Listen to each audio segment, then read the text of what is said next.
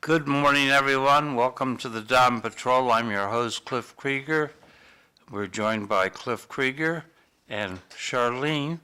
And Charlene Frishman, where are you from, Charlene? Actually, I'm from Lowell originally. You're from Lowell, huh? Yeah, I grew up here, went to high school with John. Ah. Yeah. Eileen. Good, I have to put you on the speaker. So, how's Anthony? He's still wheezing, but my sister stayed with us last night because she's a nurse, and she just left, and she said that, he's still wheezing, but just give him the meds as soon as he wakes up. I don't know. I thought we were past the croup stage in life. Oh. No, I think you can get that as an adult.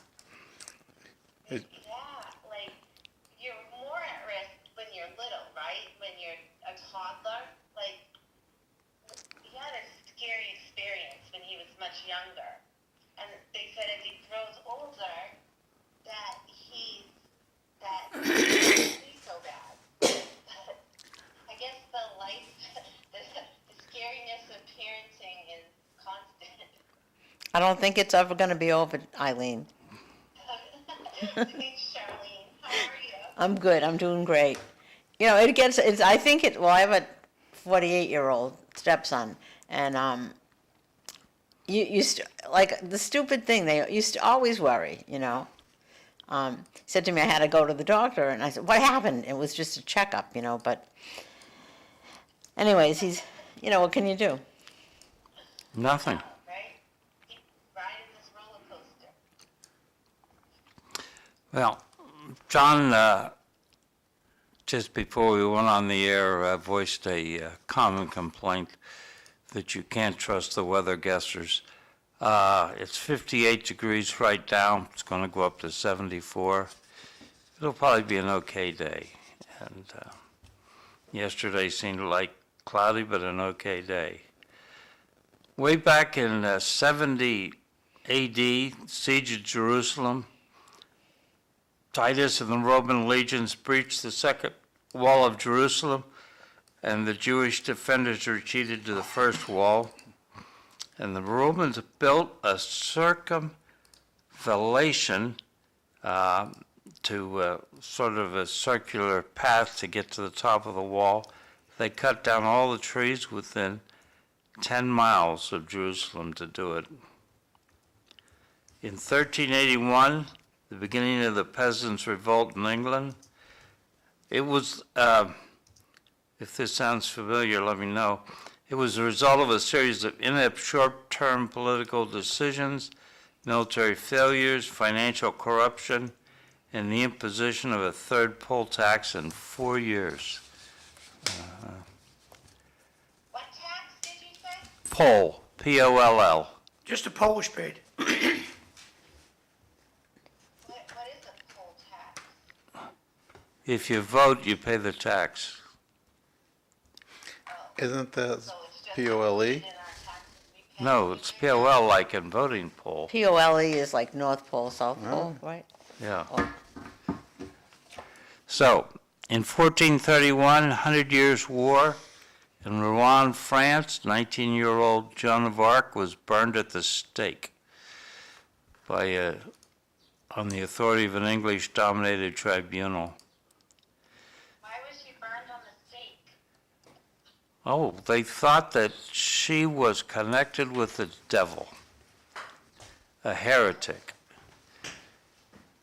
And then they named Jeanne d'Arc after her. Right. In 1536, King Henry VIII, you know what's coming now, he married Jane Seymour, a lady in waiting for his first two wives. They never do well, Henry VIII. Isn't he the one that shocked Anne Boleyn's head off? Yeah, Yeah. that's him. What a guy. I think he went through 6 wives. In 1539, in Florida, Hernando de Soto lands at Tampa Bay with 500 600. soldiers. It says 600. 600 soldiers. He was looking for gold. Tampa Bay, nice place. 1876, a secret decree of M's ukaz issued by the Russian Tsar in the German city of Bad Ems. I'm not sure why it was there. It's aimed at stopping the printing and distribution of Ukrainian language publications. So Russia and Ukraine have been at it forever. 1911, the first Indianapolis 500 was run. The first winner was Raymond Haron with a Marmon Wasp, which I have no idea what it was. In 1942, in World War II, 1,000 British bombers launched a 90-minute attack on Cologne, Germany. It was a bad war. In 1943, Holocaust, Dr. Joseph Mengele became the chief medical officer for the Rami people in the Auschwitz concentration camp. Mengele was a bad guy. 2024, Donald Trump is convicted of falsifying business records in his New York trial. It's the first time a former president has been found guilty. He and the AG there, Tisha James, don't get along. And then he just released Todd and Julie Christie yesterday. He pardoned them, right? Yeah, Is that her name, Julie Christie? I think so. It was a pair. It was for like the similar thing, right? They were in jail for? Yeah. On this day in 1964, Winona Judd was born. In 1912, Wilbur Wright died. 1947, George von Trapp died. We know von Trapp. Georg. Sure. What? Georg. Georg. All right. So from the Trapp family, who had moved from Austria to Vermont. And on this day in 2015, Beau Biden died, and I think that was a tremendous impact on President Joe Biden. Beau Biden was What year did he die? 2015. Oh, I didn't realize it was only 2014, how recent it was. 15, 1-5. Fingers on 10 your years hand. ago. Yeah, 10 years ago. So, Eileen, do you have any comments on Brigitte Macron, the wife of the French president? Oh, she slapped him in the face, huh? Yeah. Look at that. I've seen the memes everywhere with her sitting next to him and his face all red. I don't know. I think there's a time and a place for arguments and physicality, maybe in a relationship, and maybe an airplane as soon as he's getting off is not the best time to express your frustration with a loved one. Yeah, do we have to be careful of older wives? I don't know, but I wonder if he did something in the moment to provoke her, or it's just all this pent up. That's their style there. In France, that's not uncommon. Cliff, you lived in France. No, I never lived in France. I lived in Germany. Okay, you have never visited a community where that's common? I've been to France 3 or 4 times. That wasn't the question. The question is, have you ever visited a community where a wife will slap her husband in public? I have. You have? Italy. You've been to Italy. Yeah? I know you're I lived in Italy. Okay, fine. You never saw that? No. Okay.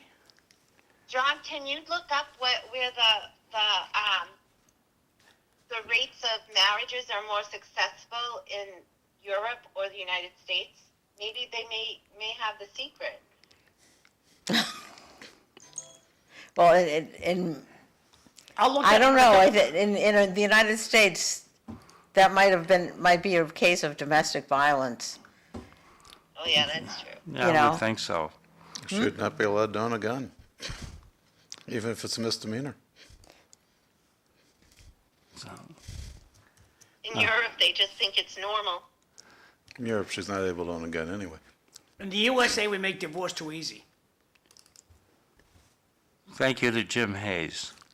I don't care who you thank, it's just too easy. You know, as Ronald Reagan said, his biggest regret as governor of California was signing the No-Fault Divorce Act. I just saw that, I just saw that.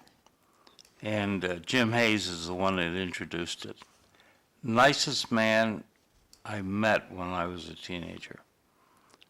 But his wife, I went by the house one afternoon about 3 o'clock. She looked like the wreck of the Hespera. So, good morning. Just wanted to say congratulations to Mr. Krieger on his visit to the State House last week. Thank you. Page two, another politician lying to the public, Macron, about what we saw. It's just their style of lovemaking. They like to kiss and make up over there in France. So we know that Brigitte is 72.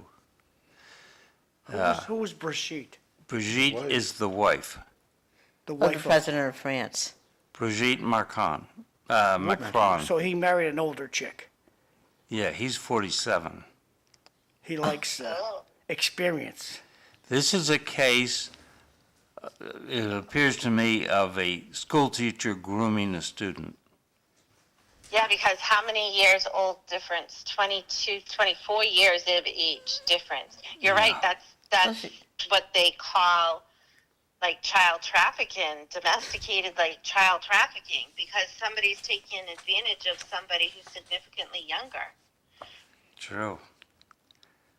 So I went to Danny Finn's party last night, and I got a 5-minute video, and I'm going to play that at the end of the first hour, going into the second hour. So that would be good.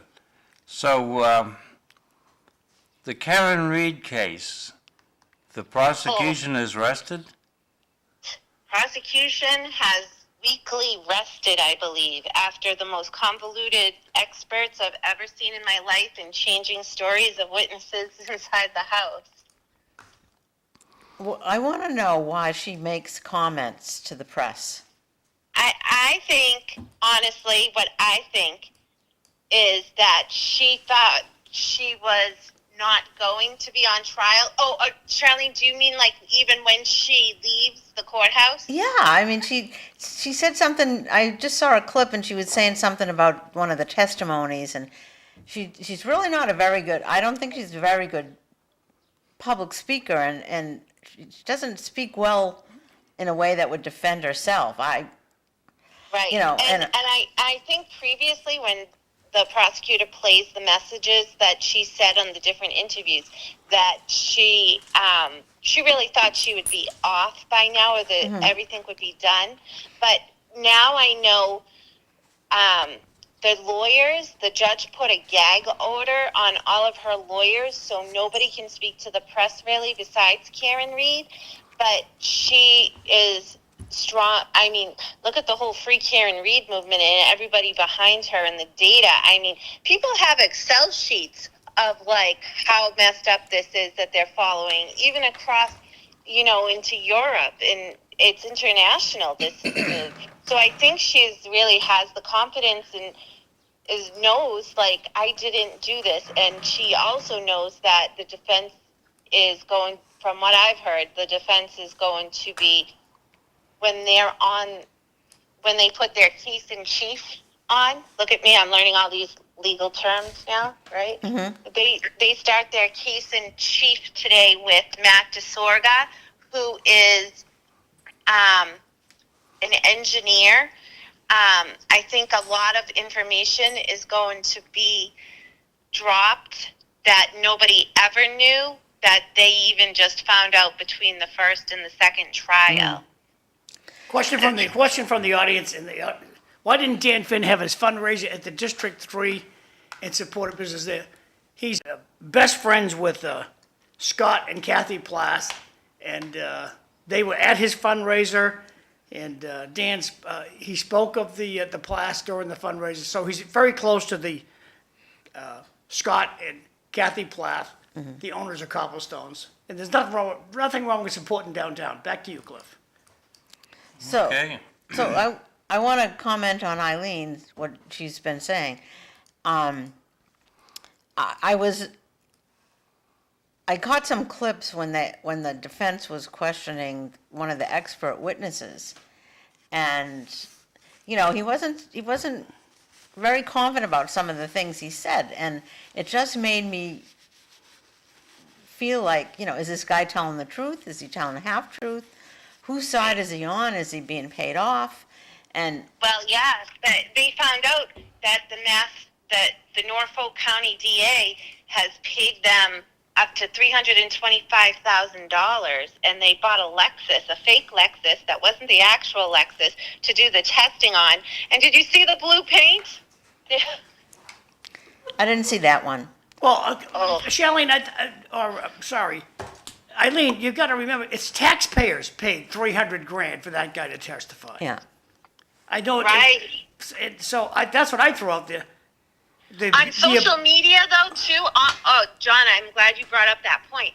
I saw somewhere yesterday as I was scrolling that none of the money that they've given to this company, Aperture, was reported to the state auditor's office from Norfolk County.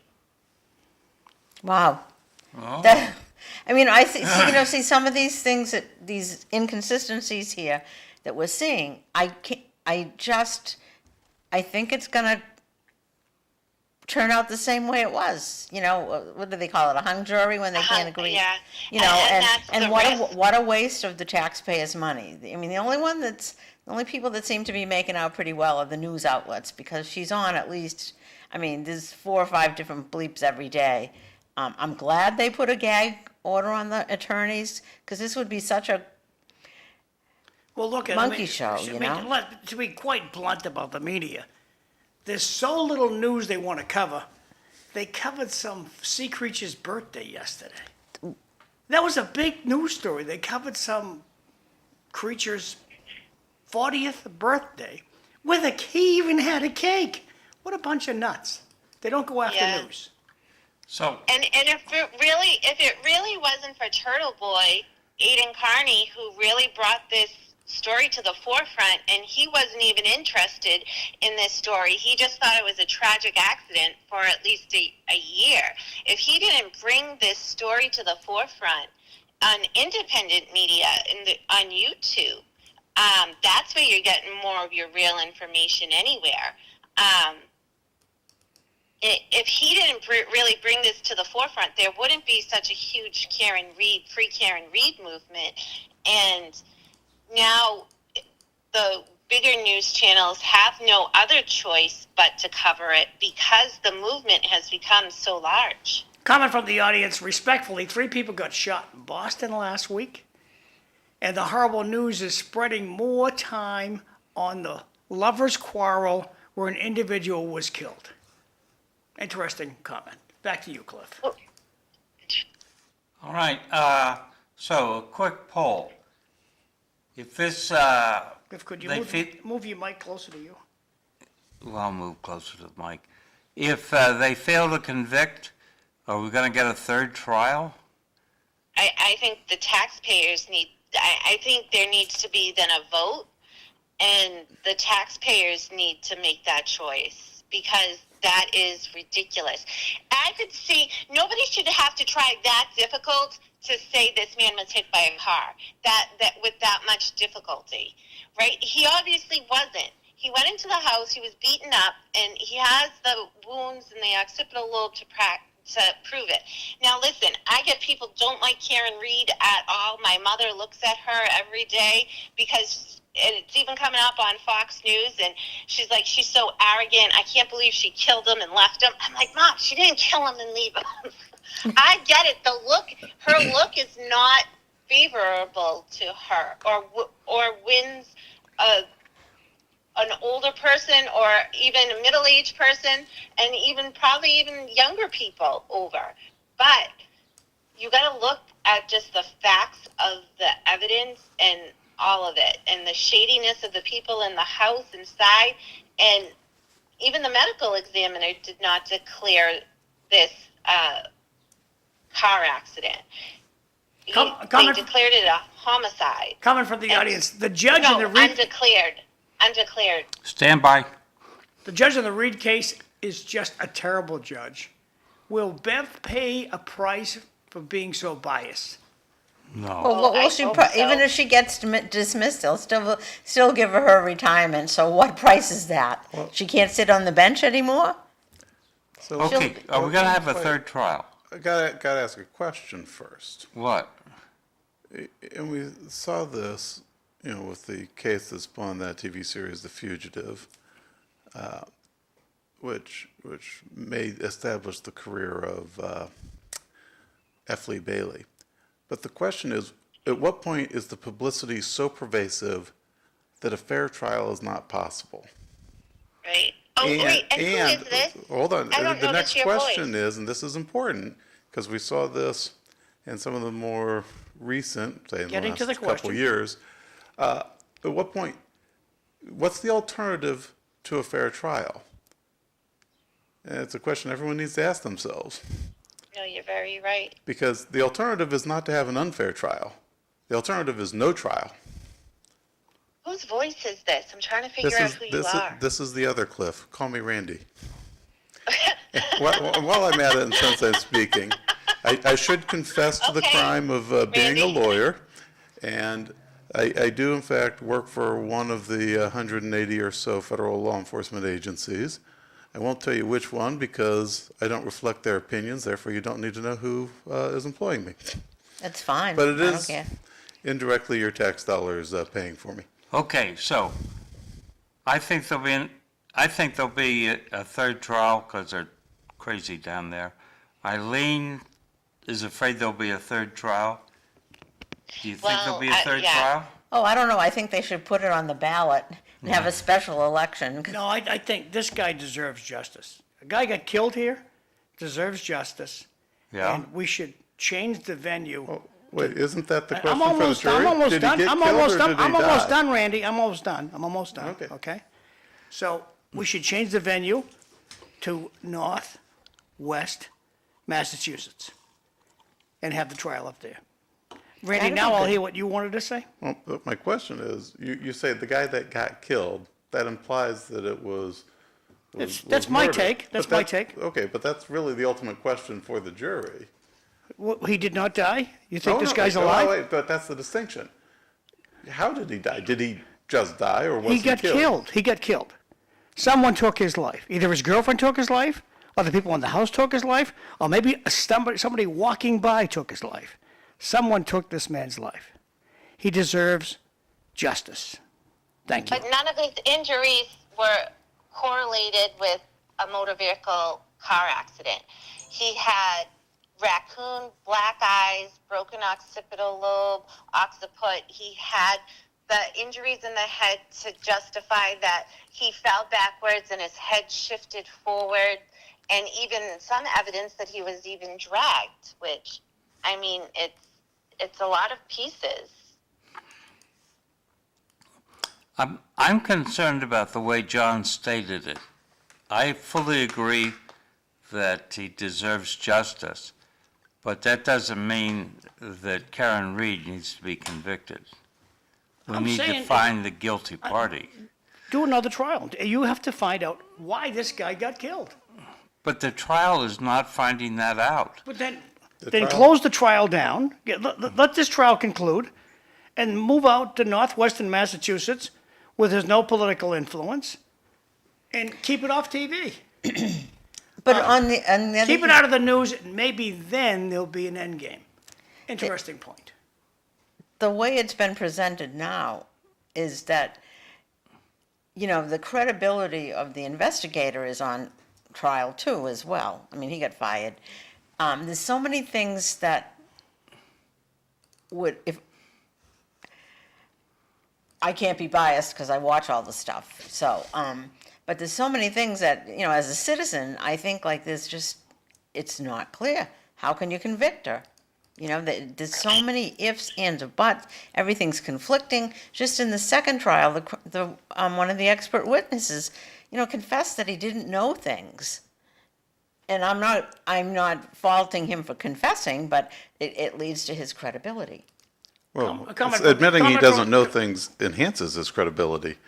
But remember, the role of an expert is they're not a fact witness, they're an expert witness, and because they have particular expertise in a given area, they are allowed to express opinions, whereas ordinary fact witnesses are not.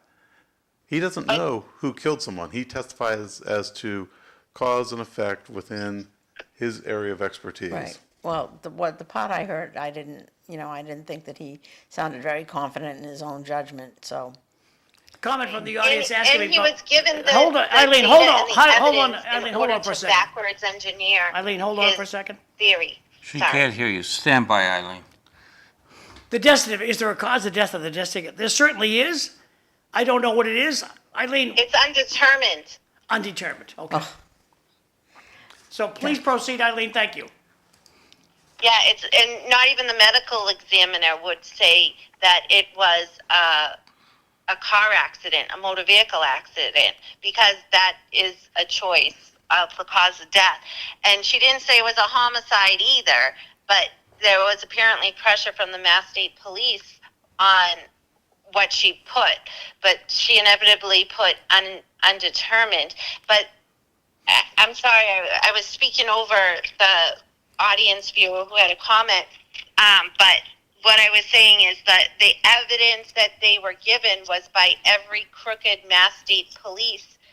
That this expert, most likely that Charlene that you saw, either Burgess or if it was Dr. Judson Welcher, they were all given the information by the corrupt Mass State Police that have either been punished, demoted, or fired.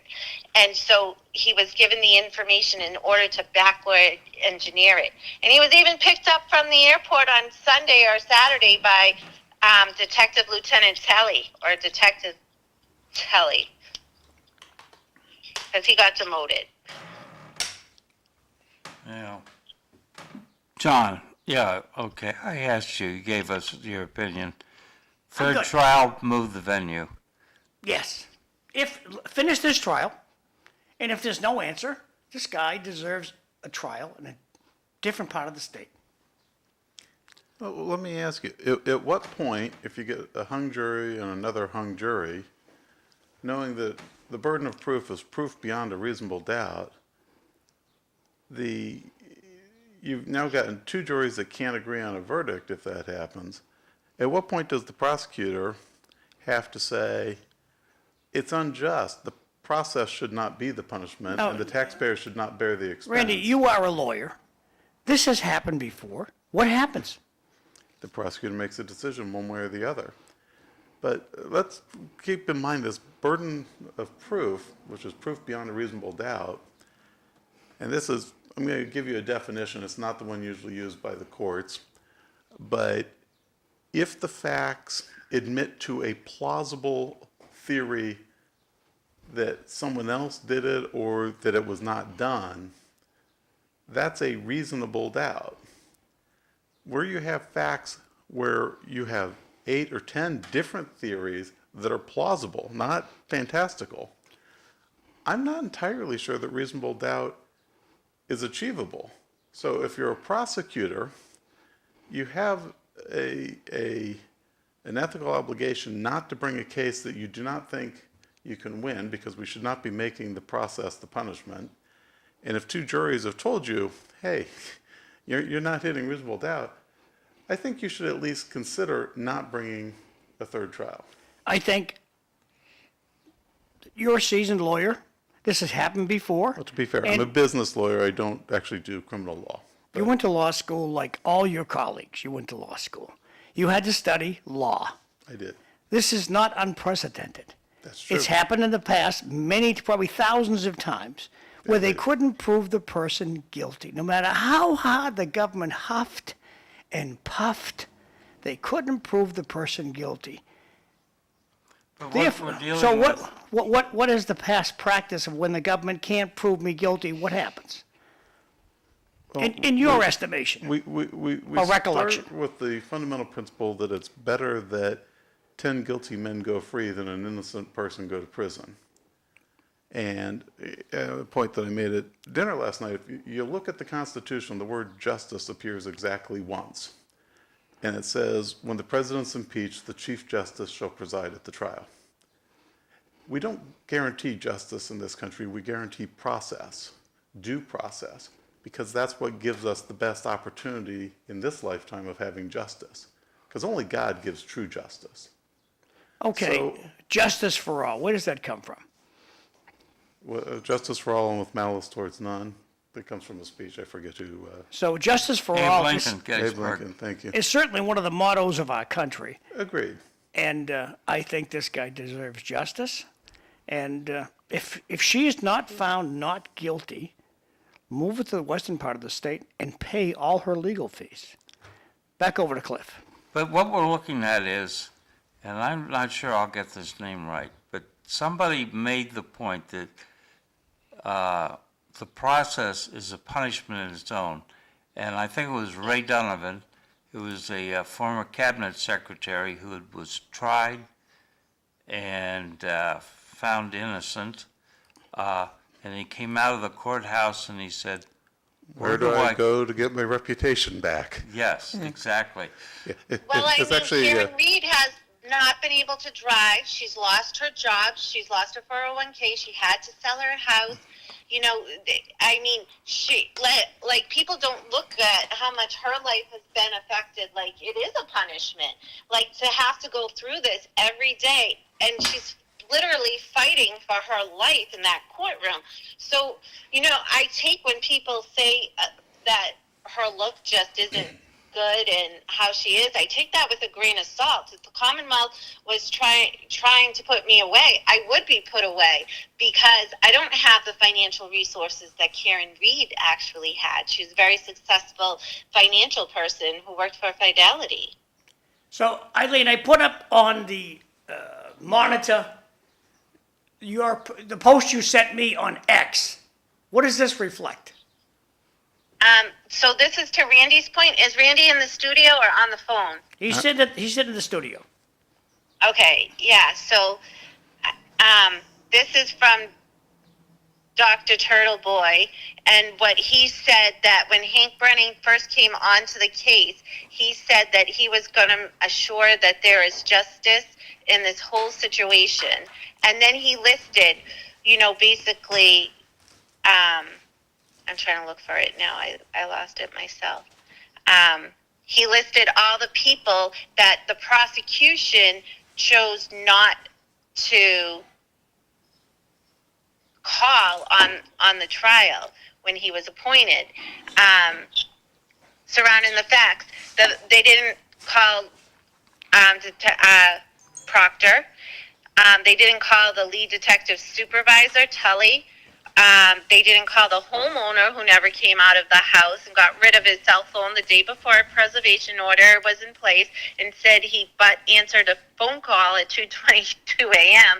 phone call while plowing his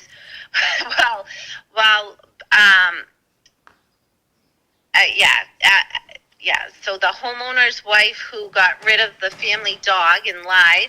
So they got rid of the homeowner's daughter who lied about what time she left the house before the federal investigators got there. The homeowner's daughter's boyfriend who woke up in the middle of the night in a rush to pick up the homeowner's daughter's homeowner's daughter. And most likely they had the dog in order to hide the dog. The homeowner's gigantic, he has some opinions, son. The homeowner's brother who was drinking with John O'Keefe shortly before. And these are all people, there's a list of them you could go down, that they chose not to call because the prosecution knew it would hurt their case. Comment from the audience. Like Charlene? the top one being the lead detective that was fired because of this case. Stand by, Eileen. Charlene was correct. The more Karen Reed talks, the more unlikable she is. Thank you for your comment. Back to you, Cliff. This is an exhausting case. So I thought, So, go ahead. so I just wanted to, Eileen, you brought up some really good points. My feeling was, why did the guy have to get rid of the phone? There weren't some things that were gonna implicate him or his friends or his family or someone that he didn't want to get implicated, why would you throw away your phone? Because Why he's would- cheating on And his not wife, only that's why. him, What? they all got rid of their phones Just that because they simple. knew there was a preservation order coming. I'm sorry, go when you ahead, have- John. What did as John, soon- John had a comment. As soon as discovery happens and it says, we want all your texts from the last 3 years, you go, wait a second. I've been dating a dog and I don't want my other dog to know I've been dating a dog. So. But that's what- I don't want that to come out. So I know it's totally unrelated, but because I don't want you to know I'm dating a dog, I throw my phone away. That's the reason. Well, what I said was, Discovery. if there was nothing to hide, why did he have to get rid of his He had phone? something to hide. Well, okay, then, and we don't know if it was about Karen Reed. It could have been about the fact that he was dating a dog, but that wouldn't have any finding in the case for Karen, okay? But this is not the job of the prosecutor to bring this up. This is the job of the defense attorney. To say, why did you do it? To ask these questions. If these are questions that are germane to her defense, the prosecutor's job is not to tank his own case. No. His job is to not present false testimony and to not conceal things, but it's the job of the defense counsel to ask these questions, not the prosecutor.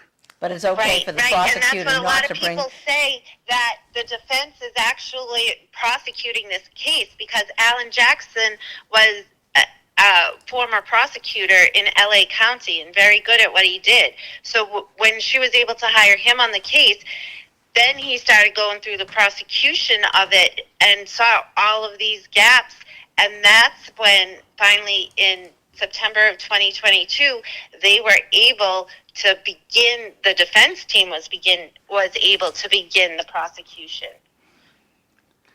Comment from the audience, Galen Desmond.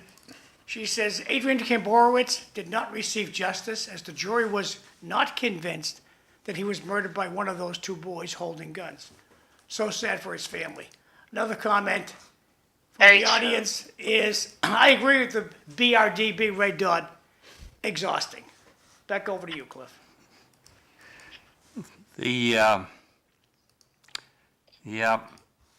It's exhausting. I wanted to switch gears from the local to the national because the president is trying to pass his big, beautiful bill, and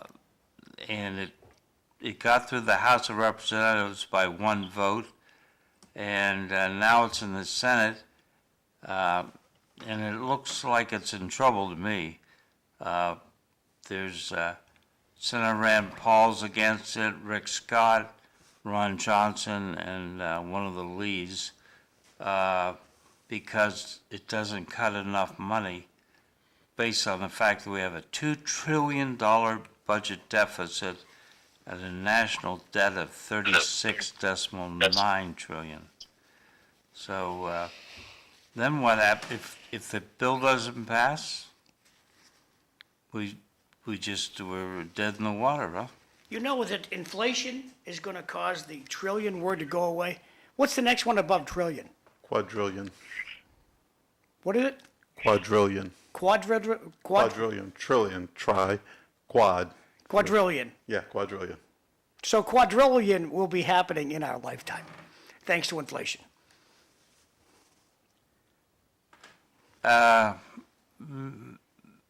Not your lifetime and my lifetime, but Randy's lifetime probably. Maybe. But the French had a solution to that back in 1960.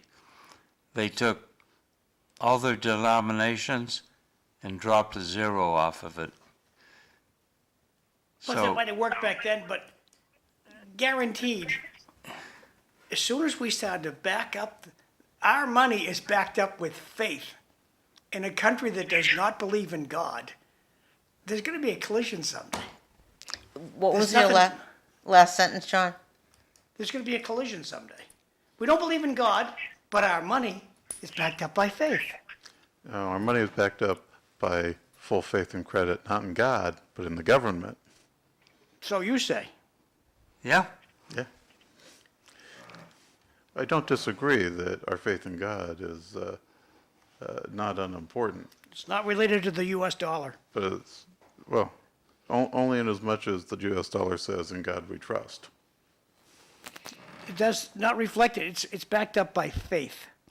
It's backed up by the full faith and credit of the United States. It's not God. Correct. Understood. We can move on.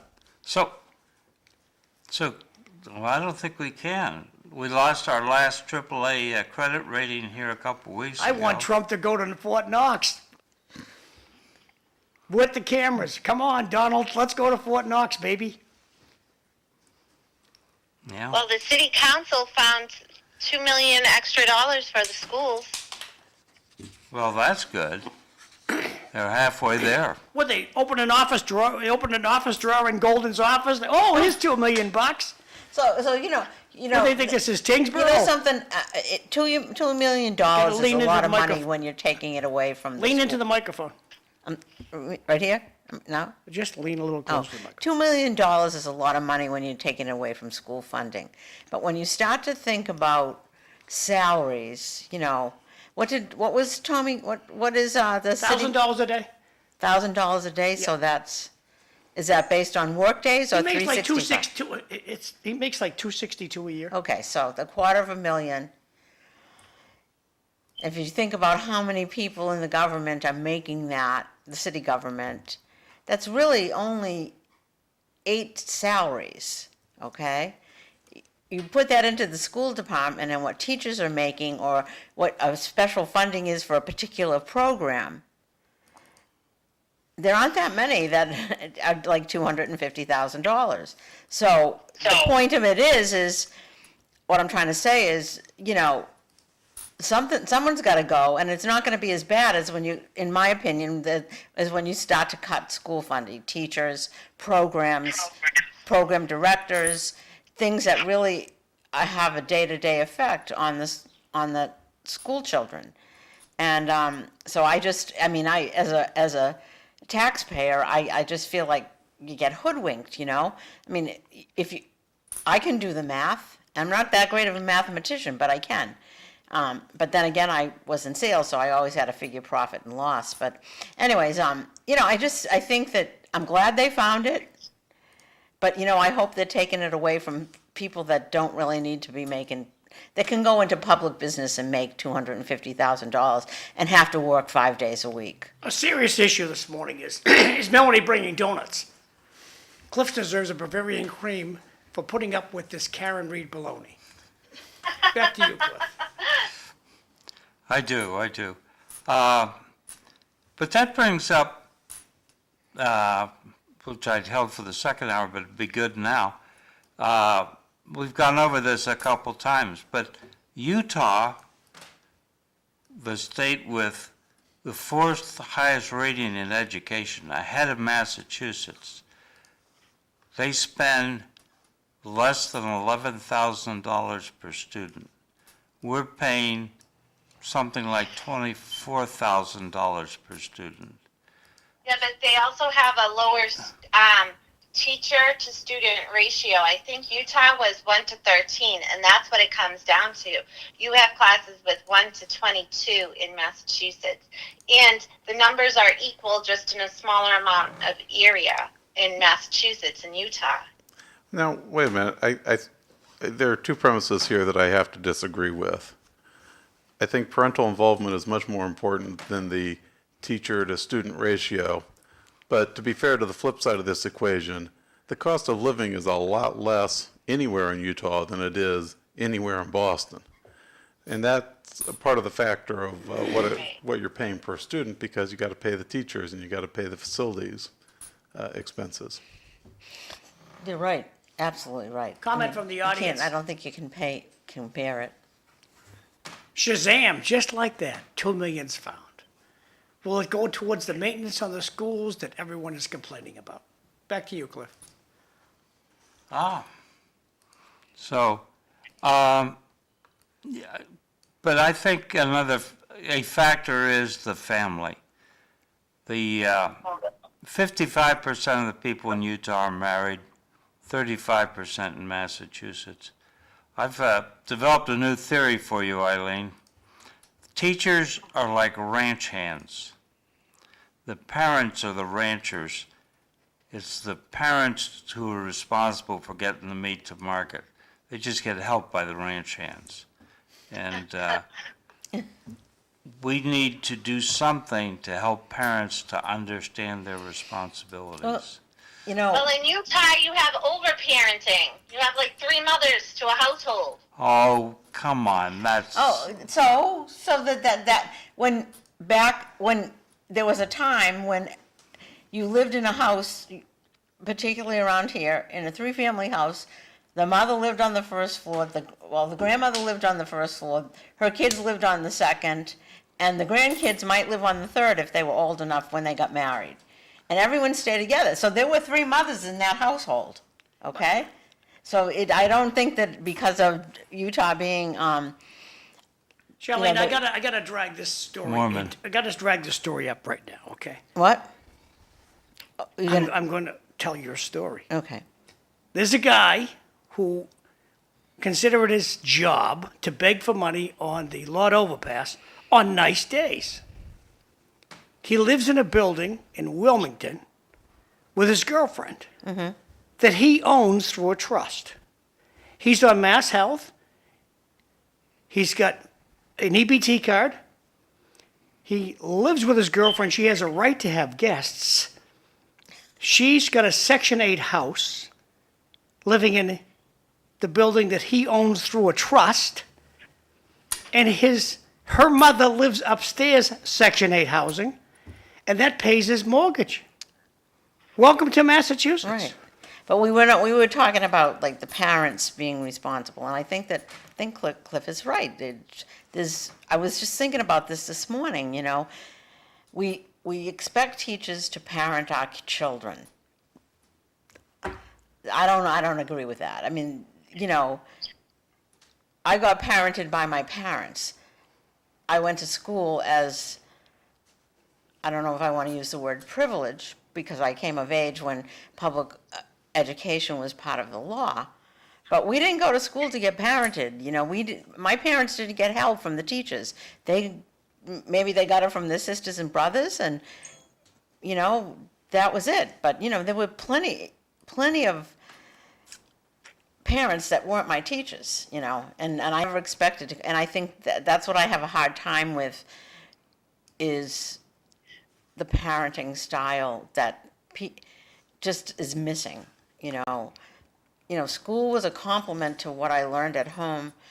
It gave me the opportunity to have some education, to be able to think, and then in my case, I went on to, you know, college, but part of that was expected that I was going to go so I could be a productive citizen. If I hadn't gone, I still would have been a productive citizen, because that was the expectation. You know, Right. you were going to grow up to be a productive citizen. Parents that Charlene, hold their kids accountable for their schoolwork have kids with a better education. That's from Jay. Back to you, Cliff. Jay's absolutely right. A problem with that, though, is that the people down in Boston don't understand this. Taking the application for the vocational technical schools and making it a lottery it just diminishes the importance of merit and mentoring. So some kid comes along and his parents mentor him along, and he does well, and he does very well on the test for Lowell Votech in 8th grade, and he doesn't get in because some other kid who's been just sort of getting by wins the lottery. And so that says working hard is not the answer in the United States. Well- You just have to be lucky. Just want to contrast that, Cliff, okay? The Catholic schools now say, you don't have to be Catholic to go here anymore. You've And a never lot had of- to a be lot of- a Catholic lot of to go to parents, those a lot- schools. Oh, yes. A lot No, of you had parents. to go to mass, but you didn't have to be Catholic. Okay, never mind. Well, go ahead, John. No, What's your never mind. point? Only one can talk at a time. Never mind. I Please understand. proceed. I'm Proceed. trying to I'm get done. you to, I'm done. Thank you. My apologies. so, all right. So we're not concerned about the big, beautiful bill, and that's all going away. Where am I? So, former FBI Director James Comey published a photo of some seashells that arranged themselves to say 8647. I'm surprised that he is pretending that he has no idea what that meant. That I posed a question to someone and they said I was wrong, but I was asking, was he or J. Edgar Hoover the worst FBI director? I mean, J. Edgar Hoover did some questionable things, and now I wonder if James Comey is doing some questionable things, or is he just trying to push his new novel that's coming out? Comment from the audience. Home run, Charlene. The parenting nowadays is atrocious. We all had parents who actually made us do things, chores, etc. And you know, and to add to that comment, and then I want you to go back to, I like the road you're going down. You know, it wasn't just the parents. I remember one of my aunts pulling me aside saying, "You did not do the right thing. You were impolite. Please don't do it again." And I still remember that. I was only 5 years old. I'm not going to tell you how old I am, but it was a long time ago. And, you know, and she didn't get in trouble. You know, I remember that happening to me once, and a woman said, "You know, you don't discipline my child." Well, you didn't see what she did. I did. And this was someone I was close to, too, you know, not an aunt, but close enough. And it was, keep going down that road, because I want to comment on something. We're talking about the FBI director. So, and now he's complaining because the current FBI director wants to reopen cases that didn't have successful, to the public, conclusions, like cocaine in the White House, who leaked the Supreme Court decision in draft form, where did those two bombs come from on the 6th of January? Some things like that. The Epstein, the deputy director, Dan Bongino, I believe him when he says that Epstein probably committed suicide because they've got film showing nobody going in or out of the cell. But there are a lot of unanswered questions, and James Comey is just sort of dismissive of all that. So I just want it similar. I just read a story this morning that a news bleep this morning that the mayor of Nashville, Tennessee, leaked the names of some federal agents, and he's saying he didn't, and the Homeland Security is saying there's no way he didn't know that he did it. You know, he's saying he was trying to present that he was innocent, and Homeland Security was saying there's no way, you know, that he is. And I just think it was, you know, I have a hard time when people that are at a certain level and they say they didn't do it, and it seems evident that they did, you know? And like your point of the 8647 thing, you know, do they expect that because they hold that high of an office that we're not going to question their ethics? Do they, you know, are they above questioning? I don't know.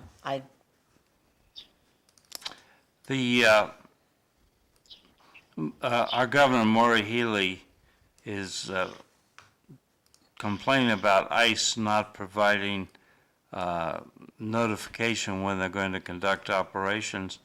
But yet ICE is facing the fact that when they conduct operations, activists come out and try and disrupt their operations. So there's got to be some sort of a balance here. I've heard it suggested that ICE agents are getting doxxed. That What does that word mean? doxxed means that their name and address is released to the public so the public can go and harass them. Right. This is what they were saying about the governor of Nashville and the mayor Yeah. of Nashville did. But here's the thing.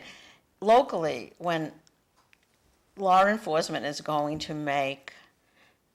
move in and make an arrest, do they notify us? No? Okay. So what makes Maura think that ICE should notify us, notify her? We're a sanctuary. Okay. Got some comments from the audience. Catholic school enrollment went up during the pandemic because parents wanted them to be in school learning, not staying at home to learn. That's from DW. Next text. Didn't James Comey end Hillary's political career? We can at least thank him for that. That's from Bart. And lastly, from Jay, with respect to Jeffrey Epstein, a dead man tells no tales. Back to you, Cliff. Can I jump in on the Epstein comment here? Yes. I trust Dan Bongino's telling the truth, but even if Jeffrey Epstein did in fact hang himself, that doesn't mean someone else isn't responsible for creating conditions, knowing the guy was horribly depressed and willing and able to do it. So there's more to come, I suspect. Yes. I mean, nobody, prison guards were absent. Was there a psychiatric examination? There's a lot that's kind of iffy there, but yeah, probably he did it to himself. John, are you about to give us the Dan Finn view of the world? If you're ready, I can make ready, sure. I'm ready. Understood. I'll take over here then. You guys just babble. Your mics are still going to be hot, so I got to change screens here. And go find Dan Finn's. Here's Dan Finn's party. Got to make this puppy big. Bring up the sound. I'm going to go unlock the door. This is at the Dan Finn's party last night at Cobblestone's downtown Lowell. And this is Dan, the guy over here in the tie. I'm going to hit play and hopefully we get good audio. Karen Casella, Registry of Deeds. We have Bob Hoey, candidate for school committee. So say thanks to Kathy and Scott Platt for hosting, Robin for setting everything up, and don't forget to tip your bartenders. Without further ado, Dan Finn.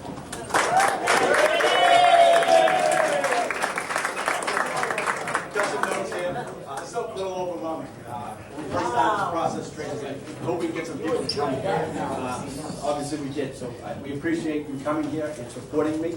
I would also like to thank Kathy and Scott. Well, you got quiet quick, huh? You guys can keep talking. No. So I'd like to thank Kathy and Scott also, in the Cobblestone staff. Kathy and Scott and the Finns go way back, and I appreciate them allowing me to have my campaign party here. So again, I thank her for that. I would like to also thank my siblings for being here. The support that they have given me is overwhelming. I sent out a text a couple months ago, and I let them know that I'm going to do this all over again. And nothing but great replies back from them. What can we do? You know, how do we want to do this? Where can we put some signs? So I appreciate all of that from my siblings and their families. I would also like to thank my in-laws for the support. Without my in-laws, I wouldn't have Tracy, right? Everybody knows how lucky I am to have Tracy. Let's move on to Tracy, right? She loves the attention. She's probably going to come up here after and say a few words, which is good. So, Tracy, my wife, thank you. I appreciate it. Tracy stands by me with everything that I do, no matter how crazy it is, like running for city council. She's right there next to me. So, Tracy, thank you. I appreciate it. My sons, my children. Aiden just graduated from UMass Amherst. Maybe someday you'll be sitting in his dental chair. We don't know. We don't want to put a lot of pressure on him, but that could happen. My son Evan, who is more like me than I'd like to admit. The old me, Evan, the old me. Then I have Danielle. She's going to be a junior over at the high school next year. And the boys don't like me to say it, but she's the best athlete in the state. Evan, I'm sorry, it just is what it is. And then there's Nora. Nora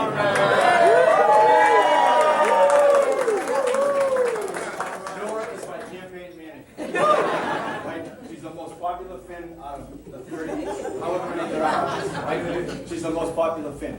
You want to know where a sign is in the city or in District 3? She'll tell you where it is. You want to know where my next event's going to be? She'll tell you where it is. There's nothing she doesn't know and nothing she doesn't want to do for me. So, Nora, I appreciate it. All right, so this adventure, right, we're going on 20 years ago. Me and Tracy are looking for a home, right? We've had 2 kids. We're growing out of the house that we're in. We decided to call Brian McMahon. And we say, hey, Brian, I need a house over. I don't know where we're going to go. He said, I got a house for you over on Andover Street, right? Brian wanted the commission on the Andover Street.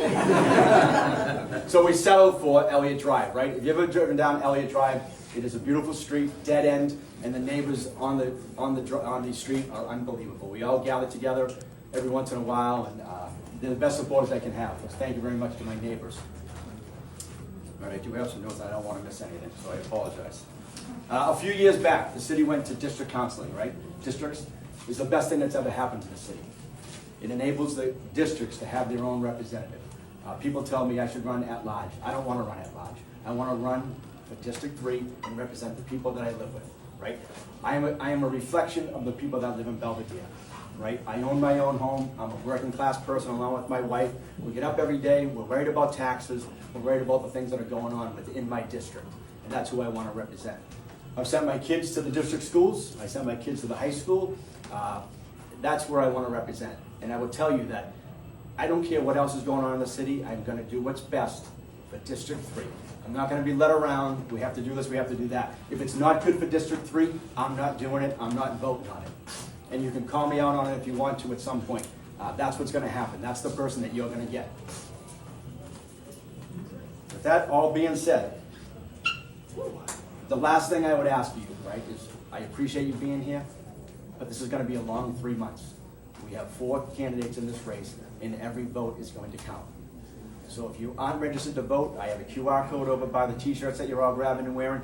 Please register to vote. I need every vote. This is going to come down to 50 votes between second and third. And 1 and 2 make it to the finals, and third goes and collects the signs the next morning. So if you aren't registered to vote, please register, and I would appreciate you considering me for a vote. If you're meeting with people, you have a sign in your yard, and your neighbor says, hey, I don't know who this damn thing is. Just talk about me. Tell them who I am and what kind of person I am. And that should sell it. I'm as transparent as I could possibly be. And again, thank you for being here. I appreciate your support, and enjoy the rest of the night. And tell fellow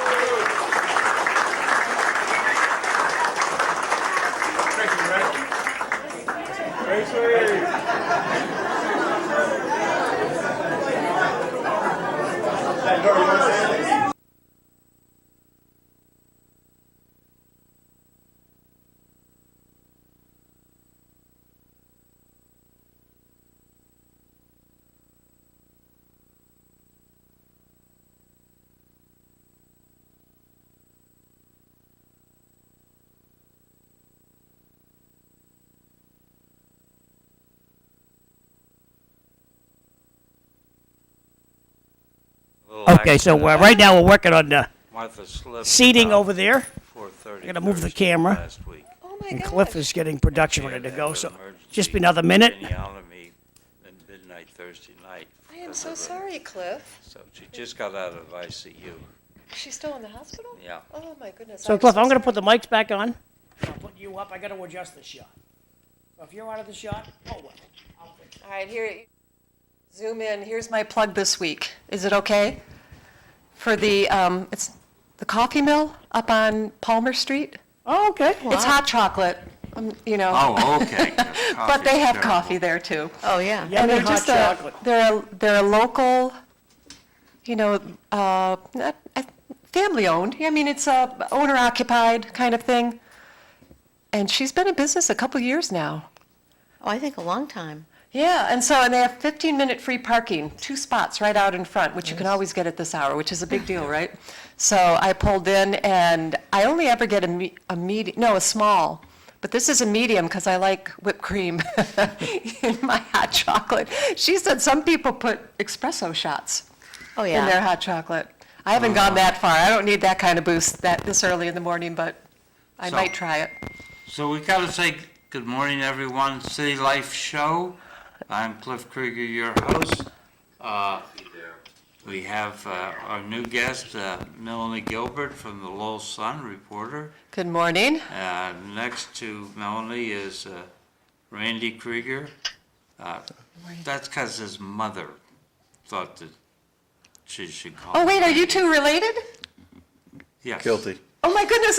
Nice to meet you. I love your dad. Dad? Yes. I love your dad. Oh, that's your son, Cliff? Yes. Yeah. I'm the other Cliff. So I go Yes. by Oh, Randy. God bless you. Good morning, Eileen.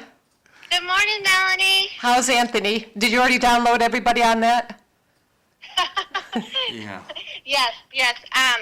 He's good. He's still just have to be careful in case he needs to get more breathing treatments or anything. So just keeping an eye on him. Okay.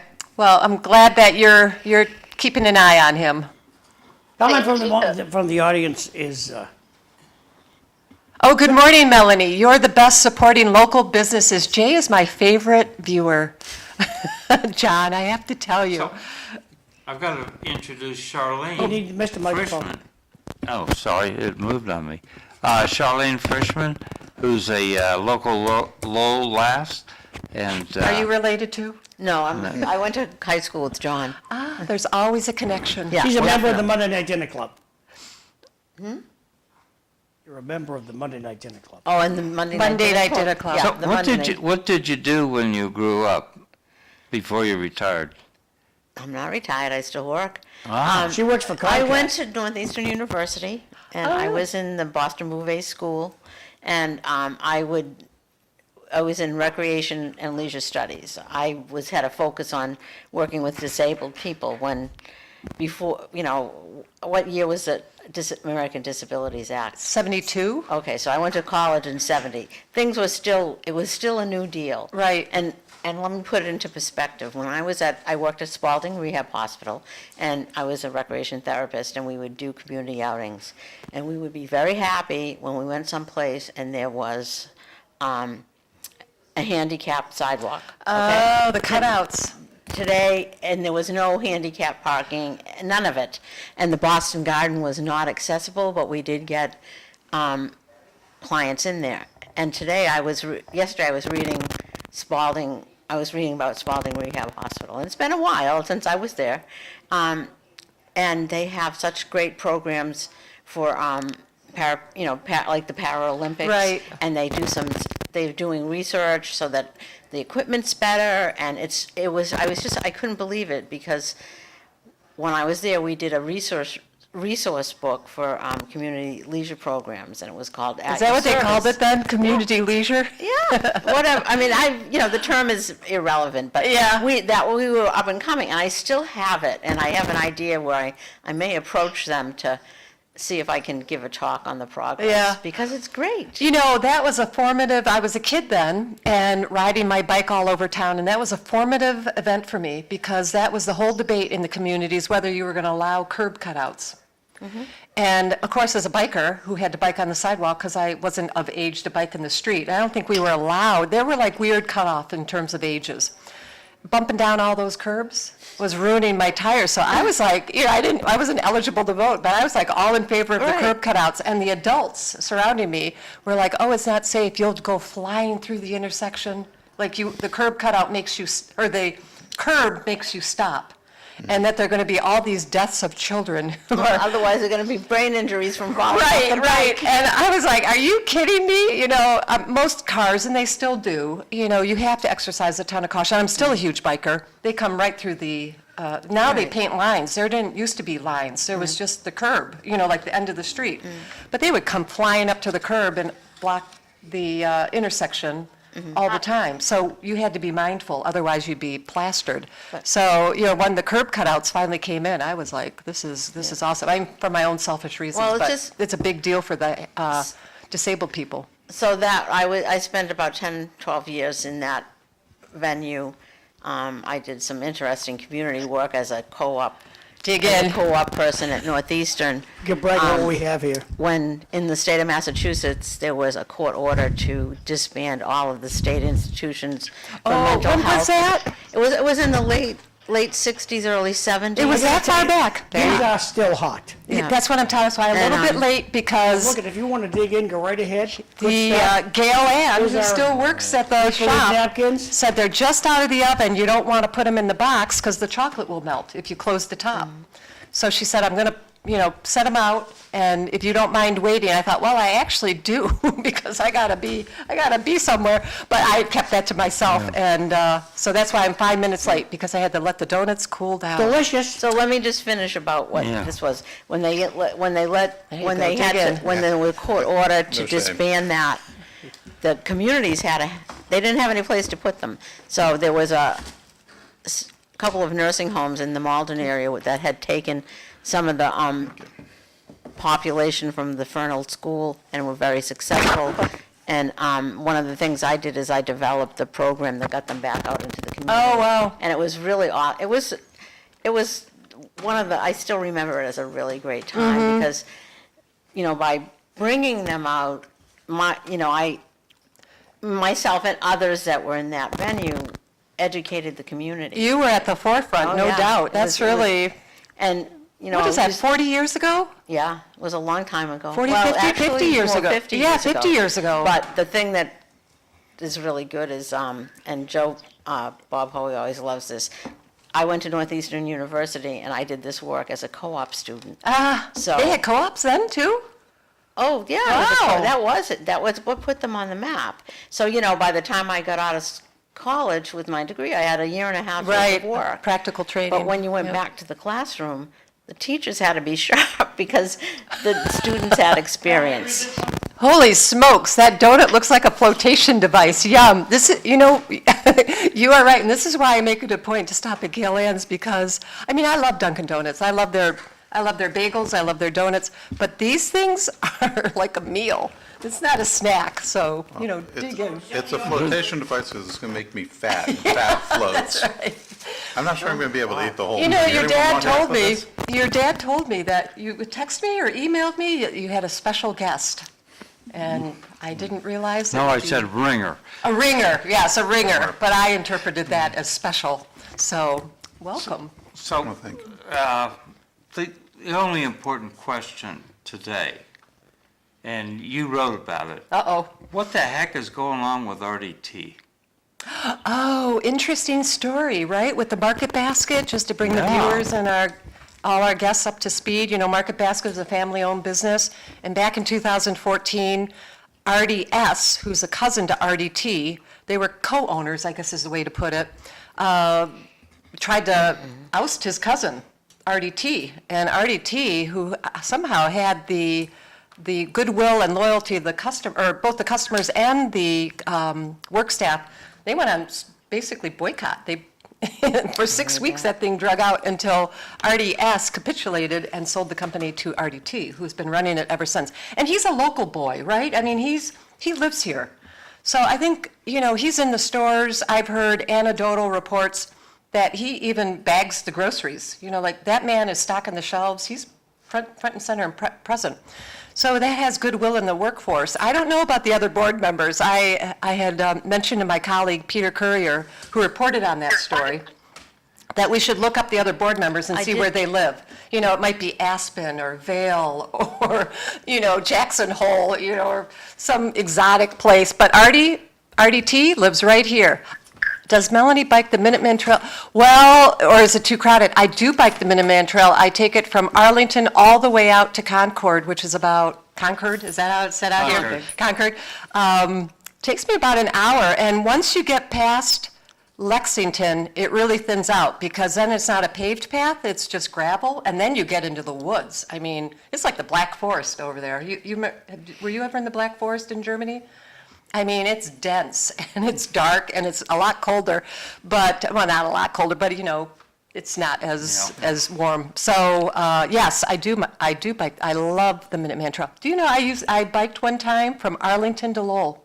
Came up, it was awful. And when I did that, I should have just taken the T home, but once I got here, it was sort of a challenge. And, because there are no really bike paths. That was before the Bruce Trail, Freeman Trail. And I thought, oh my gosh, now I have to turn around and go home along this awful route. So I'm all in favor of bike trails. But so Market Basket, the board ousted RDT. They put him on administrative leave. So the question is, what's behind that? Do they want to raise prices? Do they want to sell out to a venture capital firm? You know, because they're hot to trot and buying up family businesses right and left, which then, you know, can lead to layoffs, or what's going on. So we're tracking that story. So I looked up the board of directors. Oh, you did? Okay, and You're I hired. couldn't. Pardon me? You're hired. So I couldn't find anything, but I read an article this morning, and it gave a name. And it was I think it was Chigian. So of course I Googled him. And he is the founder of a firm he's an attorney that represents many things, and one of them being venture capitalists. See, this is what I'm worried about. So this is, and I was like, oh my God. Yeah. Does he know what he's taking on? Right, well. But you know what I'm saying? So You mentioned that yesterday, and when you talked about it on Teddy Panis. Right, Okay, exactly. So that's why.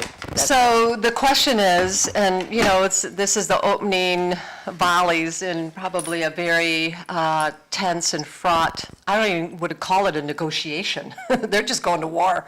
So it's all spilled out in the public. I think it's called a hostile takeover. It sounds, that's what RT referred to it as. Right, we can't really. Could we bottom line it? How much are prices going up? Well, if RET has anything to say about it, they're not. We'll see. We'll see what happens if the public and the staff support RDT once the whole story comes out. Can I ask a couple of questions Sure. as an outsider and ignorant? Where are you from? Down in the DC area. No kidding. Whereabouts? Do you know where Manassas is? Sure. I used to live in Washington D.C. Okay, keep going west. Oh yeah. No, Manassas is beautiful. No, keep going west of Manassas. Oh, okay. I live in Warrenton. I don't know. I've heard of it, but I don't. It's beyond Haymarket. Yeah. Where's Rappahannock? The Rappahannock River Rappahannock. is just south of us and west of us. That is gorgeous. I don't know what it is like now. I mean, It's I was in gorgeous. D.C. 20 years ago, but that was like rural, rolling farmland, just beautiful. So, You'd know Haymarket if you ever went through it. yes, yeah. but you would have gotten a speeding ticket because everyone does. Yes. All right, so what's your questions? Well, okay, so I'll start with my prejudices. You know, I'm a business lawyer, and a cynic, and the cynic in me says when the Now, where'd that come from? when the question is why, the answer is most frequently money. I like that sort of bottom line. Yeah. But having said that, I look at the way administrative leave is used in most circumstances. If the answer to why is money, then you got to ask yourself another question, which is, why not just fire him? I thought the same thing, so why not? I don't know. So I'm open. I don't think they can. Oh, interesting. Okay, so 28%. That's plausible. Yeah, well, that's true. He's an owner, part owner. 26%. 26%. Okay. sorry. Yeah. Okay, so what's your other question? And likely that they could not get a majority to fire the guy. Not yet, right. Although his sisters are aligned against him, But I gotta say this, and her children, or their last children. night after Dan Finn's party, my wife told me, look, I need milk. So I said, this will be my opportunity for the first time in 10 years to visit Hannaford. Oh, on Rogers Street? Hannaford is ready. I went in there, absolutely pristine, clean, tons of nice looking vegetables as soon as you go in the door.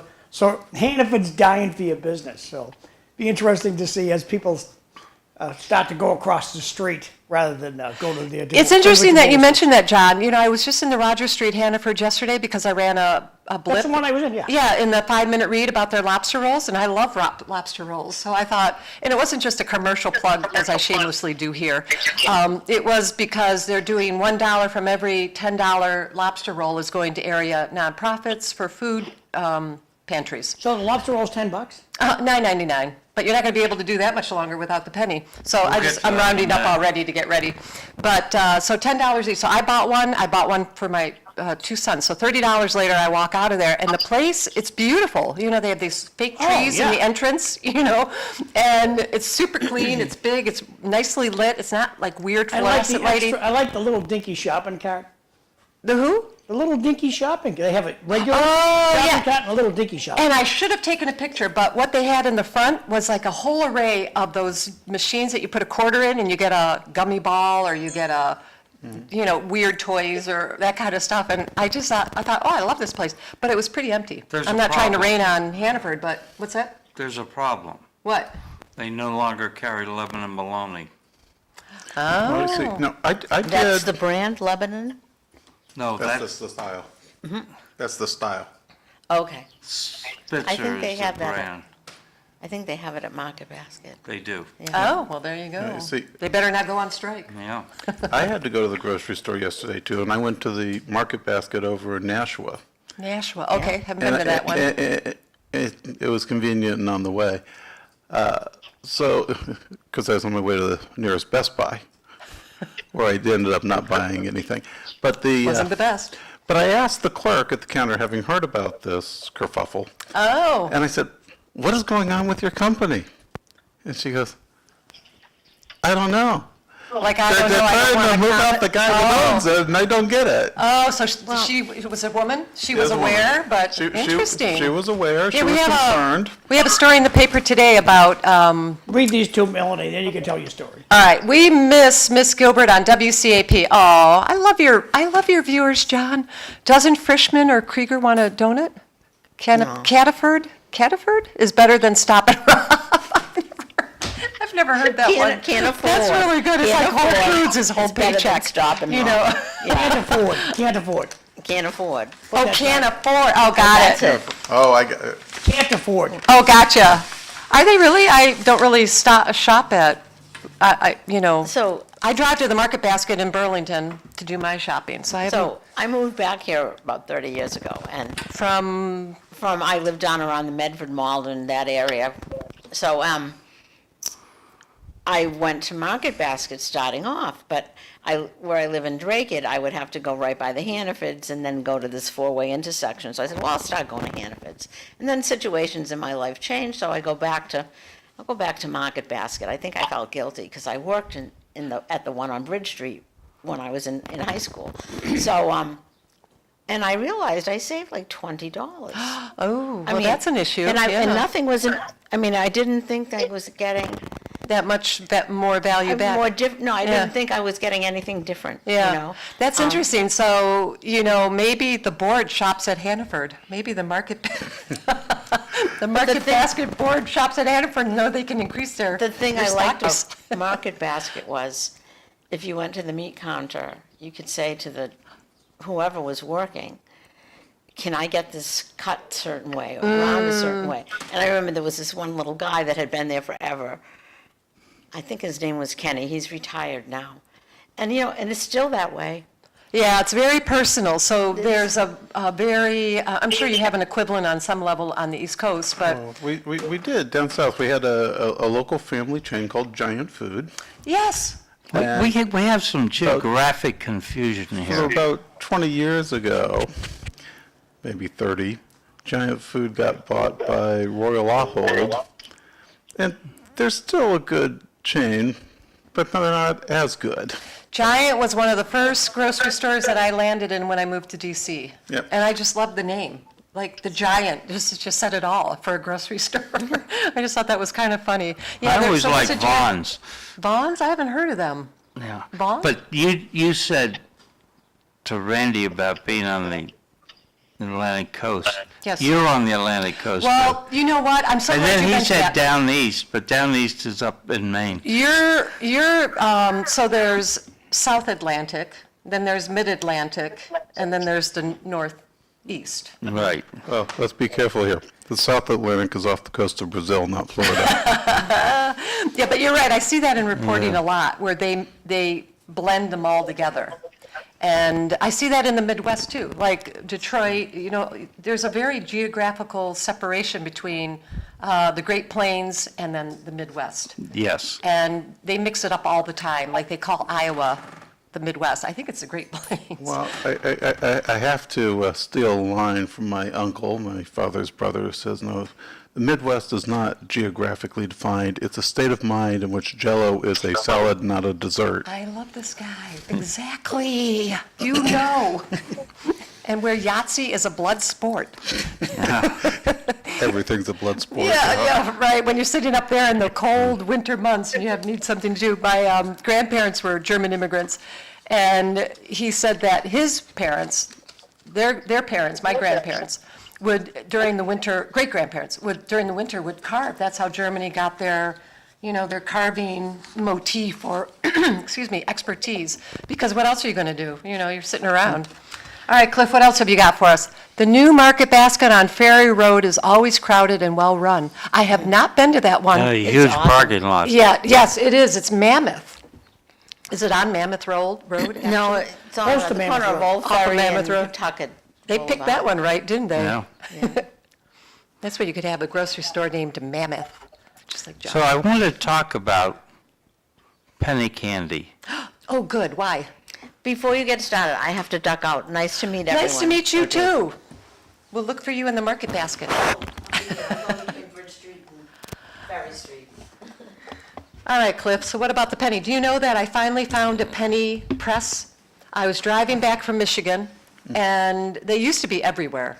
Yes. And I stopped at where was it? It was right inside the Massachusetts line, because my son and I stopped, we got gas, went to the bathroom, and I walked out, and there it was against a wall. Thanks, Charlene. So I Good took a job. picture, because I thought, that's going to go away. You know, I love the claw machines, you Yeah. know, with the little arm thing, and, you know, you can't, I mean, it's highway robbery now. I think that one was $2 a claw. So you remember the claw used Yeah. to be a quarter, and you never won anyway but a quarter.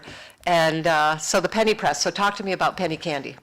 Well, actually, I tried to look it up and I couldn't find the lyrics that I remembered.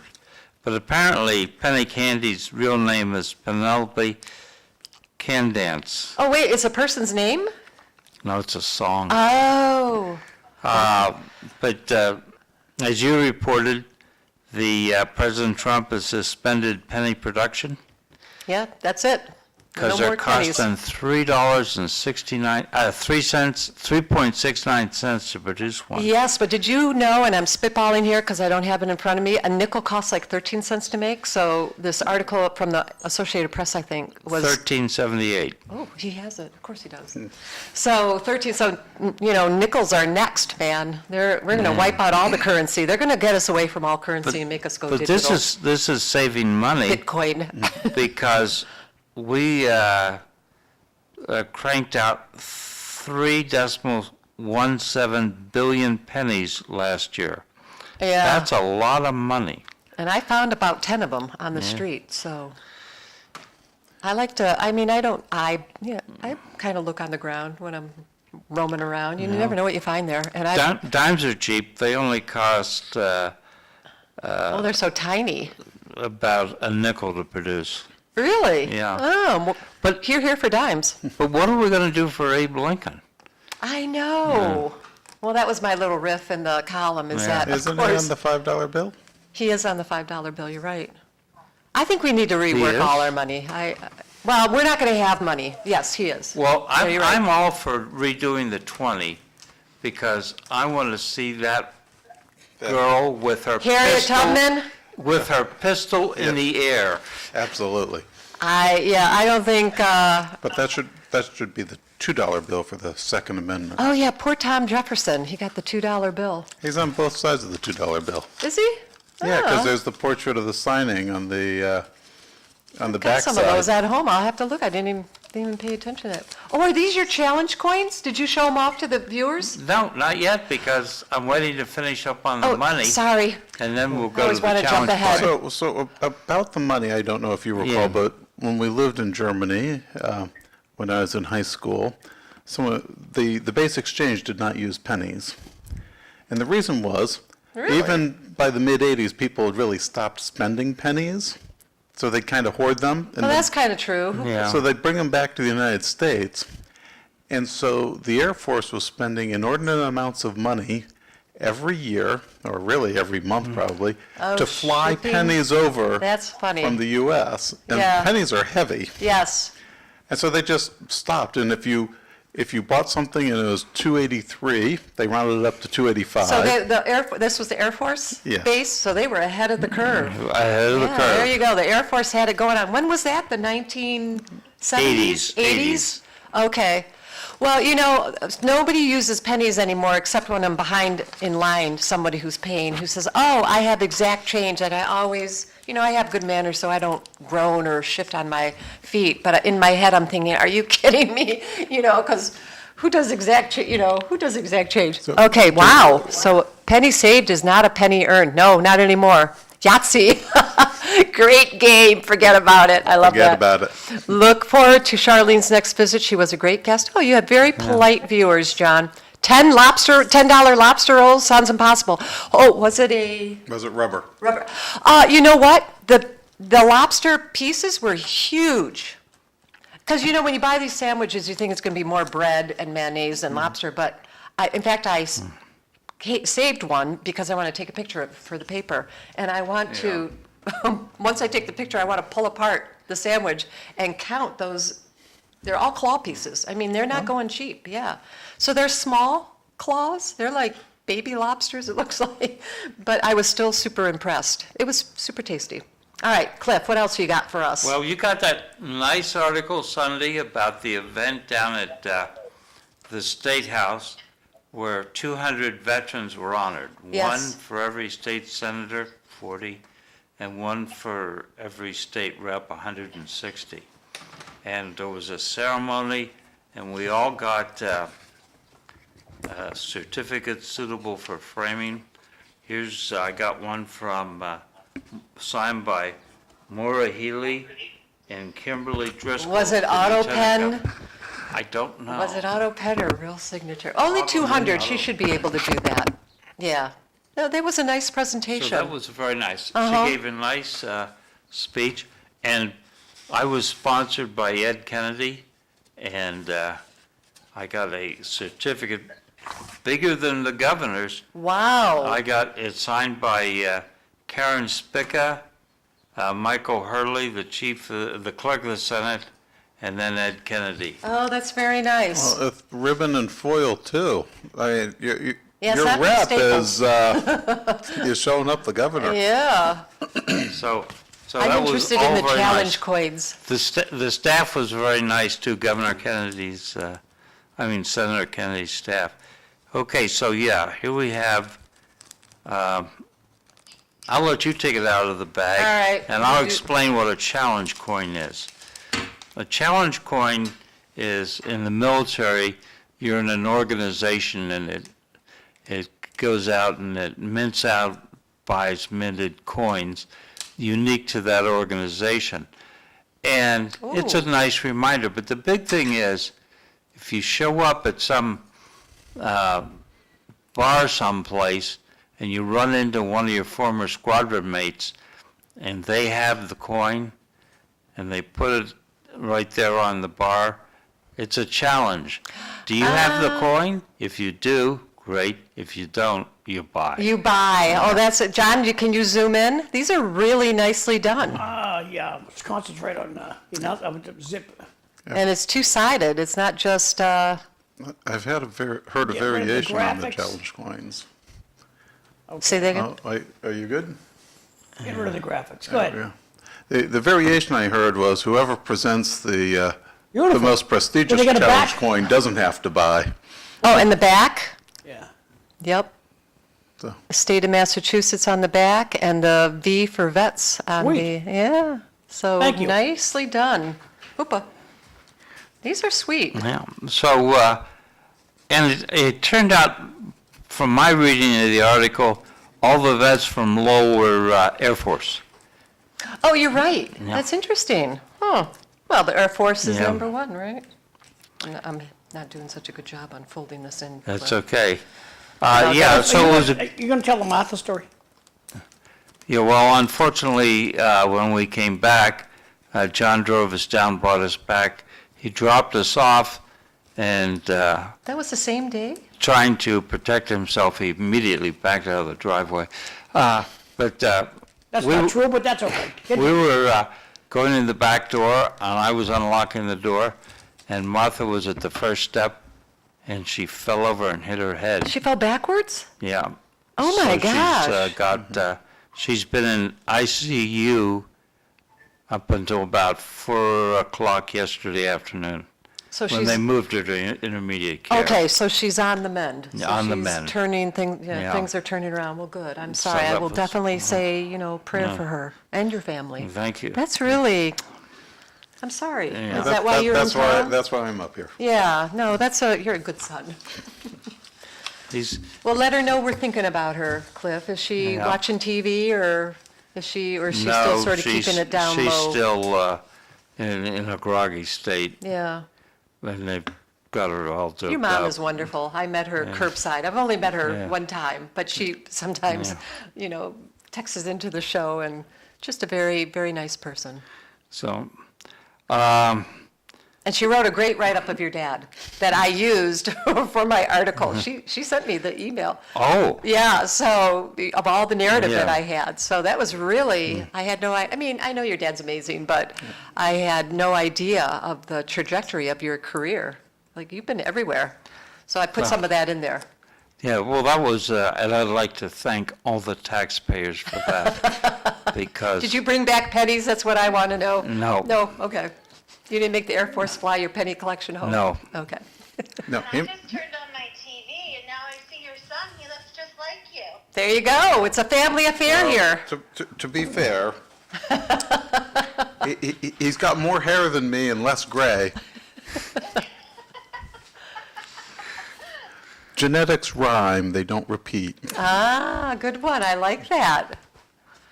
Oops, So- did I turn something off? No, I think her battery died. Yeah, her battery died. Oh, My battery died? No, hers. Oh. So she'll take mine. Oh, you've got her plugged in. I Carry gotcha. on. We're plugging in your speakerphone Oh, thank you. to Cliff's phone. so,